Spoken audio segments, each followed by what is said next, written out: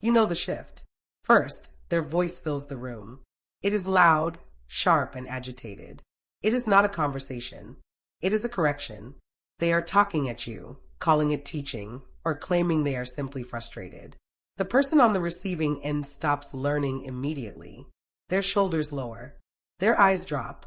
The brain shifts away from understanding the lesson and moves into survival mode, bracing the body to weather the tone. Then, after a few hours, or maybe after a few days, something changes. The aggressor returns with a softer posture. Their voice drops. They ask if you want something to eat. They touch your shoulder and act as though the emotional storm has completely passed. This is the reset. Part of you wants to accept it because the gentleness feels safer than the yelling. The softer voice becomes a signal of peace, a way for the aggressor to show they are calm again. But listen closely to what happens next. Certain phrases never arrive. I am sorry. I should not have talked to you that way. You did not deserve my tone. The degradation is completely ignored. Notice the cycle of rupture and reset. Notice the missing step. This is the apologyless repair echo. It is a behavioral pattern where a lower tone is used as a substitute for accountability.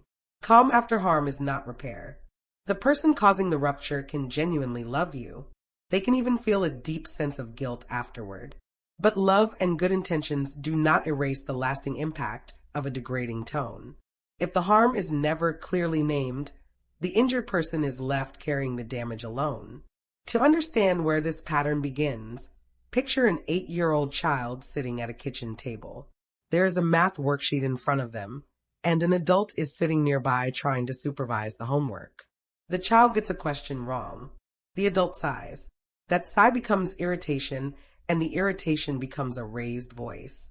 The adult believes they are pushing the child to do better, but the child experiences the escalation as danger. Fear interrupts memory, and shame interrupts learning. The child is no longer looking at the math problem. They are hyper-focused on reading the adult's face, desperately listening for the next shift in tone, trying to figure out how to survive the moment without making things worse. Later that night, the adult calms down. They turn the television on and speak softly to the child. They bring out a plate of food. The child accepts this completely, driven by the need to feel safe again. In that quiet exchange, the child internalizes a dangerous emotional rule. When the yelling stops, the relationship is automatically repaired. They learn that apologies are not something people say aloud. They are something people act around. Fast forward a few years. A 15-year-old is standing in a bedroom, yelling at a younger sibling who borrowed something without asking. The reaction is fast, loud, and harsh. The teenager is not trying to be malicious. They feel overwhelmed, and they are instinctively reaching for the only tool they ever learned to regain control. They use shame. They repeat the same cutting phrases they heard growing up. After the shouting stops, the teen feels an immediate discomfort tight in their chest. They recognize they went too far, but they lack a vocabulary for repair. So they do what they saw the adults do. They mimic the childhood reset. They soften their posture, toss the sibling a snack, and act casually nice. The younger sibling takes the snack because they want the relationship back. The apology never happens. Echoes do not always arrive as conscious memories. Often, they arrive as inherited tone, allowing the cycle of rupture and reset to transfer to the next generation. By adulthood, this behavior becomes highly polished. The adult who relies on the apologyless reset might think they are simply being direct, but the people around them begin to silently adapt their own lives to manage the outbursts. The consequences are quiet but severe. A partner stops bringing up concerns. A child hides their mistakes. Friends avoid asking questions. Loved ones learn to stay at a distance, waiting for the soft version to return. Think about what happens to those hidden resentments. Unrepaired harm does not vanish. It becomes stored in the nervous system as permanent caution, forcing the connection with that person to steadily weaken. When the relationship eventually feels hollow, the person who caused the harm wonders why. Loved ones usually do not pull away because they stopped caring about you. They pull away because your unspoken apology never reached the specific place your words injured. When the shouting ends, everybody acts relieved.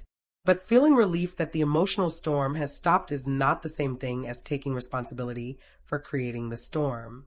True repair requires a specific vocabulary. It means looking the person in the eye and explicitly naming the exact harm. It sounds like this: I am sorry I was loud. I used a tone that was degrading. You did not deserve that. It also requires understanding the difference between your intent and your impact. You may want to explain what you meant to communicate, but an apology focuses on how your delivery actually landed on the person you hurt. If your delivery landed as humiliation, you are responsible for repairing their injured dignity. If your tone landed as a threat, you have to repair the fear. Challenge yourself. Pause before your next reaction. Recognize the physical echo when your body tries to default to the old pattern of yelling, and choose to step away before your voice becomes harmful. A softer voice might open the door to connection again, but an explicit apology is the only thing that can walk through it and begin to repair the relationship. Behavior is a form of communication. Before you react, recognize the echo. Then choose repair.